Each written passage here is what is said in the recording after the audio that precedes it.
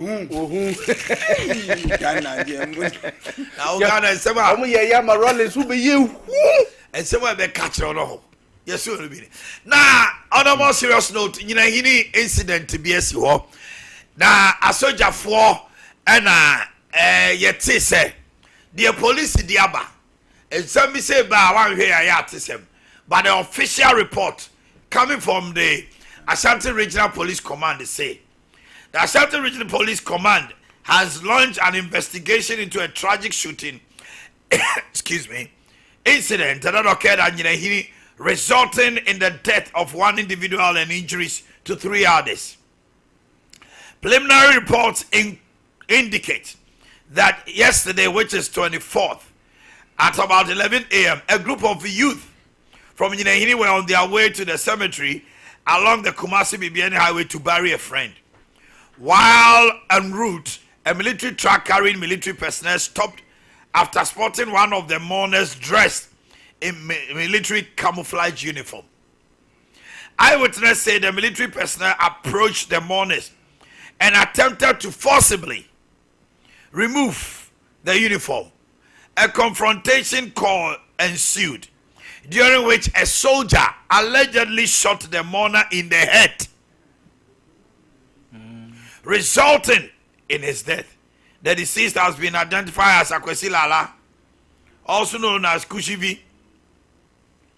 The incident escalated, and in an attempt to prevent retaliation, the military personnel reportedly fired gunshots and injuring 3 other mourners. A police investigation team was dispatched to the scene when they retrieved spent shell casing as part of ongoing forensic investigation. The deceased has been deposited at the Nyinahini Community Mortuary, where an autopsy will be conducted.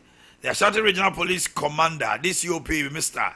Emmanuel Tekujo, has since visited both the crime scene and the victims at the hospital, where the injuries are currently responding to the injured are currently responding to treatment. The regional commander has assured the community that a thorough investigation is underway and that those responsible will be brought to justice. The regional police command is also in contact with the Central Military Command to secure the release of the military personnel involved to assist with police investigation. The Ashanti Regional Police Command calls on the public to remain calm and cooperate fully with the investigation to ensure justice is served. Godwin, I hear you. Hey, Godwin, which will be a check. Mami ko DJ Philip o Nyinahini ya reporter. DJ Memoache. So yeah. DJ Enura, they see ye no ye beba ona anopai Nyinahini to say. Yeah, say anopai Nyinahini AD because yes, you know. No question say Corona yet say in some because at the end of a month of 4 will be alone. Aboni papusa. Eti mi bawo. Yeah. Police ni no, soldier ni no. Abrante o dawi. Lala no, oditio ni si ni trim no boy. Debi na emuchi kakra. Ba ogeji diti. Ogeji no omumi no ba kona ono so. Ne nine ayese the ekika kokran we betwa ne na ogeji no. Because on the soldier need there until etiom from. Na wakase kamede born in 9 kobo ni ti. Debi ogeji no. The police for the abreye no wo ya wo emantem ho e de na siye. Me na oda o ma de chene se ablantie bi uye fe junior. Na me ana ko ya MC kura wa yi na se. Eti e ka che na buru ni se ye de kwasum diem. Eti ablantie ba ko a etu kana na. Ono ana we se e maburu no ebia omode ai efunu be si omabe oda fom se si ai. Omode funu be si omabeti no ana da kana ko ebia emre. Na bubu enti sana tie dia yanya ne se ye de besi kam na ye nyina ye de akiri enti bra ye de efunu ne kono e na dom ne nyina de akiri na ofi kwasilala na wawu no ya oda form ena de tu na kana nan ya ono so ne nan kire yenim ebikura kire omutwa ono so ye se sana te dia ano eye basa na magun be basa on be lidi ade no se de be ya magun no enye bibia ne mo no akwasira no omo wontade bi etore bu wono mo ya na omo kuko omo na mo etore bu wono mo a se de entokwa bi koso ha na se bi koso a amanfo timi fa wo mo ana first na nka se na galana wono ya na santa etore bu ampanifo bi ene omo nante kakra nti santa ade no omo wo bi nti omo di wona police ni bisa na se Ebacho soja ni ana police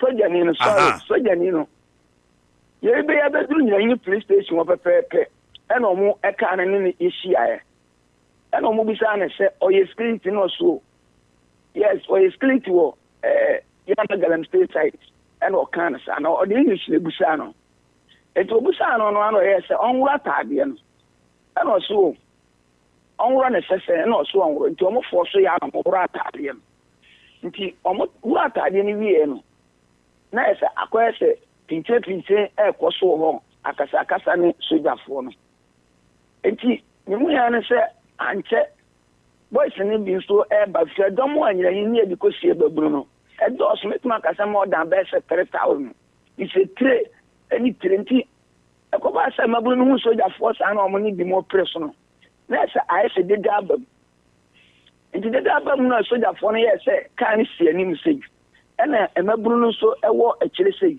enti kwa ese de oda for me we kasa me mu de ye ena mu se one shot ndi so ena maburu no so a ewo nya ni mu se we enya boni bia na iti one shot no kokoso sa de a ebi mu ebe to ebo ti bo ni bi ekoso no ena soja fo ncha ase cha kosilala no na wo okọ soja fo no wo enti ese ishutu to mu shutu ni na ese diwe nso ya na jine se ene obefiri wo because ne kosilala no ena ne omo kasanti se omo shitu ono dia ese ono so twene ye hu ya ne se ono so gufo mu a atwanse wa obubu a omo wie ya na omo ma ono shot na chese omo mu ka na ese kosilala ndie wa yinya media ewo na diwe no so na no ese ye pija na diwe na no se le si kika kwa yini ndie be sinti obusa ne a sana be ka temu. Okay.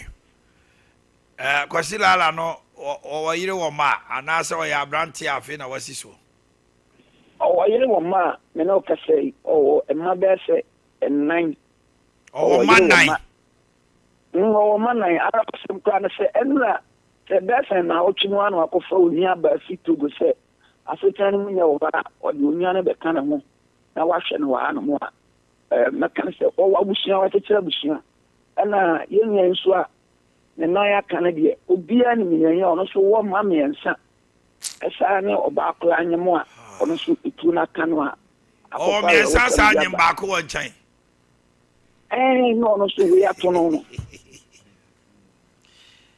oh Kofi Anto enti ama krono ena di ama krono aya awo sama bam keste pa aye sade ye kosie funa emaburu no se bia ni mu ebodom sere be ya gede ma o hwe diwe ni kra de obia ni mu no a ubisa Mr. Santia bo amane abia obia ni diwe ni case wo nyanyi a akoba ne sa se de ositi o kuma nti no kwasa no se kro de letuma ka se enu aye because ewu no obia ntimi se ye ko twa ya no asem o police station se ye kum ye bi sie ye mu se ebia kasa se so da fase ye kum o motra se junior omo ene a presenti ye kum o mo koye be okay mami efa o si ha no mo yeah DJ Philip Azanti oh my one incidents of this nature happen yana just how you see one thing leads to another. This issue of military camouflage. Adia me free say military command in Tiasia or Ghana and say Abia dressing we are say maybe yaw security expert and what banning what to say yaw what to say America military for akoshia obi a wo camouflage or mamachida. America, that you know, oh, Abia dressing, Hammer, Kai friend Hammer. It was 1992 when America went to war with Saddam Hussein. Cars are what they call desert, no. And on the civilian type. And a hammer. Now there are civilian cars. It is taken out of the military. Land Rover. Land Rover. And Land Rover company. And the type civilian. Any Range Rover. Cars baby. Civilian energy. Military no near maybe home. A man be hoa. Or Barbie or a man attack any be hoa. A camouflage military. A camouflage, you say. It be bow. Boys, you are to me. It's we a military man now move stage. And I'm a baby now. Or she camouflage. I had no military for none a bo. Shatawali mobile. Or mobile stage. I had no much a camo. I don't know when you feel almost. Oh, we are living with certain outmoded lifestyle. A maybe never. Yes, military for shell chrome now shall camouflage. Omu to me jab boom. No man raw hunyana. I branded in the boxes in the singlet and APA. You the human rights now I trap upon. What abuse no? It's a military uniform. Or say you know, or they could do boniana. And no say one say, ya no mustro say, one say ya na or the akogu mu anima say, because me say me share something no say uniform. And ya fe na ya way, me ko he say, we no any soldier for Ghana de no sana and say. When I see camouflage, what comes to mind is military. But when you incident omu ko see through nipa about 3,000, ba ku bi o shemu o say military a camouflage. It will go deep on it. If you walk around, ya tadi bi a asene excellence. Soldier di enibi. Ya say obi ogo sief no. Okoba kro no. O ma woni me my ba kwa mu say soldier from intelligence on that at that particular time no form. O man say o modi bone kra na hwe nipa dom no kra no a. O man nipa dom no nti. Eni say bia wo chin de beti ya ye nti no kra no. Wo ya bu ani gu so. And a question back on the say, or my so be muti camouflage no de nama. And Nana say, I am not a soldier for Edmond. Say, Nana say, I'm not dear. I say, yes, pay. A Macquine say, only punish but the said, or sha. Said in the comrade, say, Razin police. Yes, no police for taking the whole thing up. Say, you're fine. Say, whatever I charge, you didn't too much. That is how the punishment should be. Yes, I have no idea. I said, just for you, maybe just like some few months ago, soldier for be echo, Kumasaya, or be Fuaira. Emma, and no squire, Omuko, Omochigano, Omobaras, Ebu Nipano, Ecotono to the Yamaho. I said, no call is here, make us say. Yes, Mekai. I said, no, I don't know. Oh, I said, Ufuaira, Ufuma Positive way. I'm going to say, Yenya, Yaso, Mukutupa, Mema, and we'll mutrim. Na mema my mema nye mema yes my you know friend to come. No, what I'm saying is issue be crab bana civilians kase we military for na buy ya ye di gidie ni you be mama say you come around and you instill discipline but in your failure you are turning it on civilians. O ma hwe ya ho na nimunyama military ni won respect no ma hwe na say you to know I shall say some rebellion or muntimi because I'm not doing it. Because I say we be a na conta on a mania again. Same Soja for no gubarasono. Fazobia no musumudi a bankudi sika fwa. Esseno. Yen for Munko gu park, so near Fred Soja for no wotoguno. No meanum for more practice de bia. Unkunkum go and Quasia some no macodino. In a Quasia some no Madina conta. A Soja for no mugo omnia jumayo. omo wi apetese no mo we club beer no mo emuasem saa no mo gu no akuta that's what they do akuta cheme the word of emuasem there ya mesra akuta de oma ye nya muasem wo ko bi ba o situation per this situation emuasem na soja for no obi ba o akuta obi ba breadwinner odidi ma efie bidie se wo so se military camouflage ayi atade ese no grind mo kunanu an otuka woko anon de nyamo ja na ehwe fa ne mu no soja for no de no mo ye akota yen kire yen say in Ghana ye democracy any ye setup se si ayeye ya ka se de soja for yi ko bokokra mo ko boku akosi say mo classmate for ne gu boko no mo ko akosi say mo ko boko akosi say boko any ye se mo ko na ko akota akosi say no say yes will be sekamo we are tutu no but that thing yes maybe they me feel say we have come of age we become junior officers bi o small boys now moko they say and no me adia yaw se sia on yaw assembly dey be ameka say recruitment into the military police the moment politicians took over and a system near there yaw say yeah because police ni policia non allegiance is to a party non allegiance to an MP say see she ye ka say MP bi dia no aya was me the nipa 50 akọ police me the nipa 8 akọ military betia man kofa akọ immigration whether the person say see awoni so obi grow community one or a bad boy see abema na jai bad boy sem na oye no ye pen uniform man ni subai no de they don't care na kota IGP timi ko gina boko sem mo amokunu mo nya ikon ye de mbewura police wait IGP ko kasa sem we IGP aka sem we na that's what you as IGP me say wo ho na minister of defense ni ko vetin asin afenyo ka say o man kota urafi obi okay na omo ye no akota criminal extremely criminal akwa atrefri sa omo ntoko abe criminal a free criminal extremely criminal one come obiao a uniform officer yes now IGP ko joko ka kiro mo say munya IGP tokunu ye ku akwada police mu ye ku akwada ye dem police yaw if you from cop killer the whole American institution will come on you oh yes don't come after you so you cop killer ko pip say yaw ombechiwo oh yes aduma kromo nya bi yes you shoot the police officer they are police officer e prebi mo as barracks wo ko jira wan akose chese mo fa tuo no to na ye be mama djuma ye dipa na wo kunipa you have not apprehended criminal promise here criminal say and IGP tokunu IGP tokunu se tokunu ye chi that onu so is on she is on na no for nkwan tete yo no I was so disappointed in the Inspector General of Police. What you can we now? Who can we, you know? As a Ghana, all of a sudden, civil society organizations are coming out. As same way, say na wa hono no kekan ya. Papa yo koyi. Dampare the castle ya. Kabra behwe. Awuradia.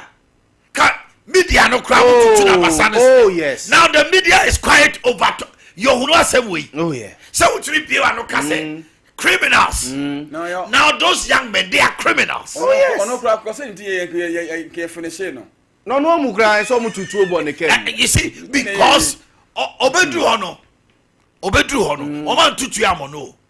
Obeka ni nsem hunu bi awon kono. Oh yeah. They realize that he's a toothless bulldog. Oh yes. Because IGP because your friends you run the whole people up. Arrest them immediately. Obi will be counted to submission.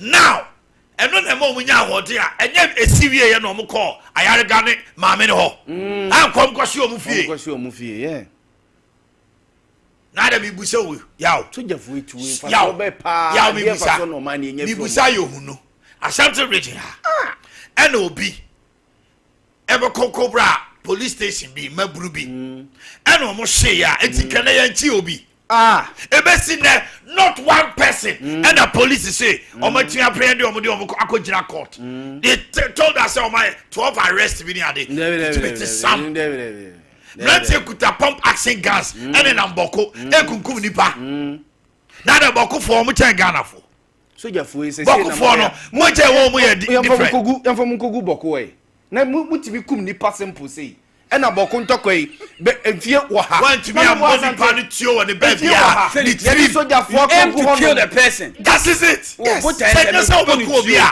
ba ku ya the born nine police soja for ye kire o mo say obi leg the nine disarm the person ya baby a wo ba ebe disarm no but inside the nine ye ntwa soja di bia no aye kire we eti they aimed and the intent was to destroy or kill. Oh yeah. Yeah, now bomb trimutu ya obeso ya straight na o wie no. Who bomb trimutu ya obeso ya me dai. Ah dai. Na enye say mrantie na di se munu bi kra kire mo. Wo mo kom ba bi wo mo nka mo. Wo se wo hye wo uniform bi. No answer. I even call him. We can call him among them say bra. Obaka no ho a. Say we can find a diplomatic budget difference. Atade na hye no. E ma ehu se hye. But you get about 10 minutes time or 30 minutes time raw. Ana kofie kon raw. He can kofie kon raw. Poverty within the children akwa raja tere na ko. They forcibly took it. And they didn't come massage wie. E ye top and down. Omo ji wie ye no. Abono kwati. Na akoye to say ye so unim. There became apprehension of fear. Because Mrantia no so ehu sa no nipa don 3,000 it's a mob. They rushed. It's in their rush no in protecting themselves no. The military are trained to say you have to disarm the person. But police is not to disarm. They are military shoot to kill. Oh, it's where no military no officer on your bonu. Ni officer there was an apprehension of fear. So when kuma ebekuno you hanum na man force ya dey na a captain Mahama. One defending on. Eti ade wo military for team say about this time pa there and you also be shoot him. Obekum. But on the make count say. Obebotuo. But the issue is the causal effect ne say who now come asem we see here because some carry twemu koya ka branche no or harmless. Ebi akuta branch o military ebia atade say ye shirt say ye nika say ye trousers nyina hini wo police station ho no abrante oye soja ni o se dabi atade en robber o se bia mpacho me nse bibia wase ye nko police station and police station any more aso na see you mo de do police station ho no ma ko nzongo ho na akuta mo de do police station ho no ma say police for abrante onye soja ni atade na ese no no e soja for etiamra enti ye pese wo ro soja for say police for say bia oni atade bia wo no ho enti bia fra unipa bi no fa atade emra wo na wuro atade we fama ye fagu ase na de mo de koye no na de mo de koye no momfa nkonkoe but ekwa se utimi emi at the head of na boni ni tirimutuo what idea excuse enti wo betimi ama this issue yes say na boy ni wo baabi mra asem no kurasi ye no ni owu ye no mbo nto ma no wu ye no ni hopi nti o tiki kiri no ba ho oba soso no se soja uniform bi no obebusa se adade asem na asie nti afa duru baabi na soja fo no se oso ro wo de ne bra no se menro mra se menhye bibia e wase nti kikiri banta e kono a ene wro bra menro bra menhye bibia no a David. No kuta sekai. David. So the extreme force and a minimum force that is you are told say use a minimum force no was this a minimum force? No, this is more than maximum. Minimum force. More than maximum. Obi tiri what be any shot the person in the head. What be any trim said there was an apprehension of fear. Abba.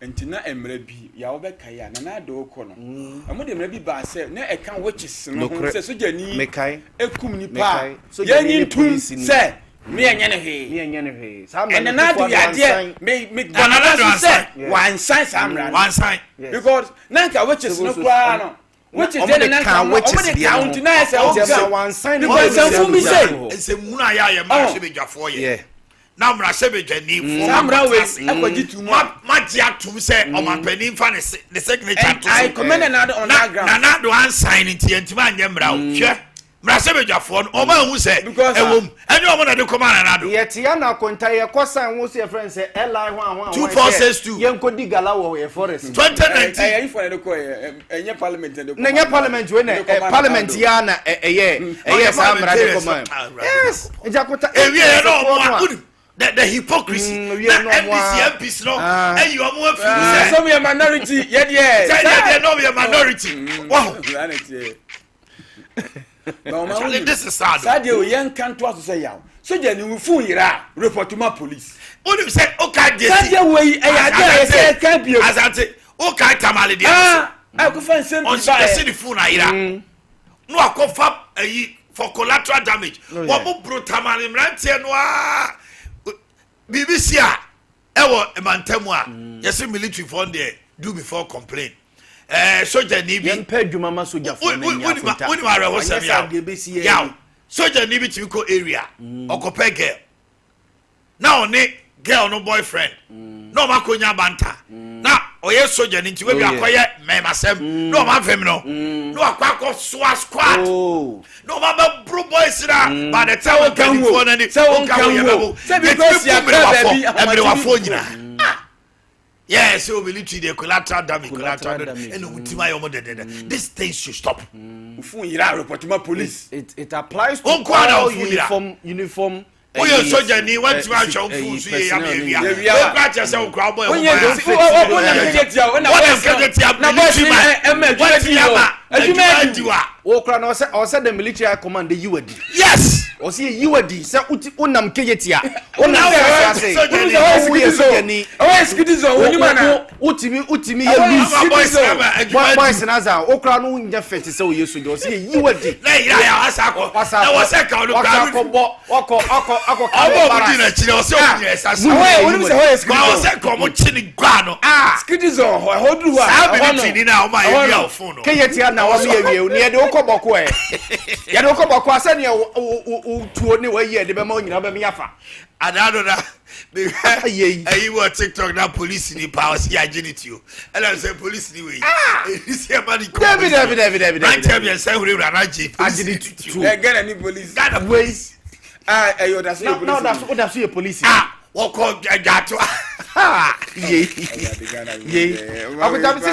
say am pay djuma ma ye soldier for na anya me say ni am mo tena barase say mo tena ho say ya ne be politician do mo di wura o mu pie kwa bontia no mo djuma no agencies recruitment na ni nyina say you akota ye say me si soldier for no mo djuma ba wo boko ye form nko ho wo mo djuma ba e wo boko akota hwan boko say wo mo tete mfikire oh yeah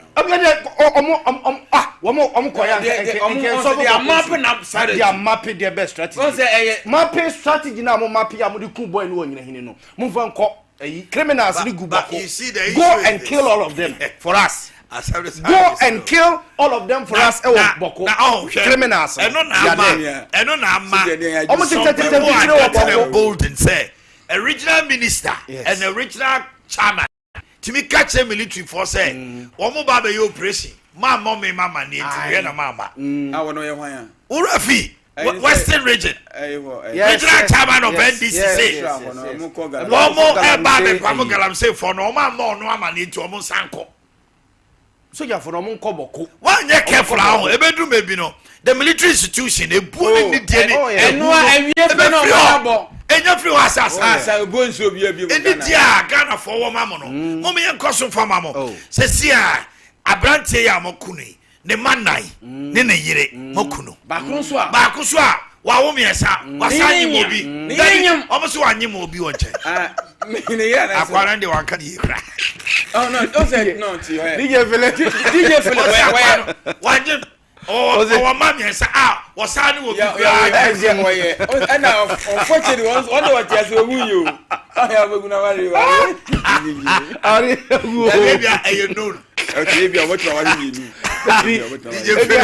known within the boys circle but ne yire nim de nu yi ba ye tware nai ya ti oba no dokwa ne ma batim dey apply for compensation and then he shoot say so we have we apply for compensation na obaba na ne yira zan ne magwa wa de mi adu kura ma no from mine create ya ho no ho is security zone soja fo na popo yan kan kire omo ya ji fu ho ha go to center and report dabi ya asati kan ye efri na ko soja ni bia na say police ni e be wi awo keyetia no yenyi wadi you don't fit to be a security person ayaw na asati ampa what you say soja ni police ni na ya adwumadi na na obet ma boy ho ba oh by so ya me dia ya boy ejme we police ni we soja ni military officer military personnel ya tu bottom na ko fa kejetia na boy straight me wiaw there be nya wia adwuma adi no o ba wia de ba adwuma no wo na obet so organization police ni police ni awia wallet yes now kejetia na me I was saying wallet na wo chichi pa say awia wallet almighty why ye wia ya yenko ye twa on yenko it is at why and I see ye wia o kejetia yenko soja ni kura ni ye wia ni na police ni kura ni ye wia ni o kejetia na why ni ye wia ya you are not fit for purpose you are not fit for purpose. Wa dana ye you adi. You are surplus to requirements straight away. Ejuma meti mediwo. Sa wo hye so jata ne bi omu be stroke kakra. Se wo say timi. Yes, se wo be normal person. Me ma say if you are a civilian. Oh yeah, military man now you are in a civilian uniform. That is where you even ought to be sharp. Yes, be careful. Yes. What are you doing? Because that time there is monitor movement. Any action. Ya ba we mi security expert. Ni ewia na kejetia. Can no be touch na finish. Me friend security expert me. You have to be conscious. I was that best am I say kejetia meja hoko. Ame bakacho. And now be wura o security expert. Na me say. I was for mama for we twem. Free sanitary pad distribution initiative no. President Mahama say e sha say enye one time gesture but a substantial policy commitment and it's going to be sustainable.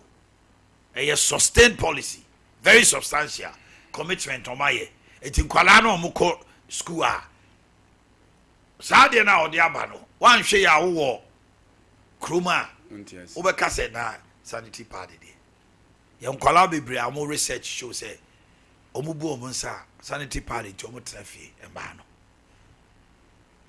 account or say Tamale teaching hospital they should call off the strike no new montrance no nim say trance cancer man ye no ko criticize see no etwe camera see ni so embarrassing doctors ni machines akoma o akota wonim say obetimi ni pa na trance akasa fidia omo be hia na koma you want there and make it look say be doctors ni say be omo nim yansa why do you do that afi na won say yen trance nkasa is not coming home oh Minority insists health minister must issue an unqualified apology to striking staff. And yen trans and cancer. Now one can say almost uncle Pacho. No, I call of strike. I say still a Timmy be when you move. Yes, I say minister.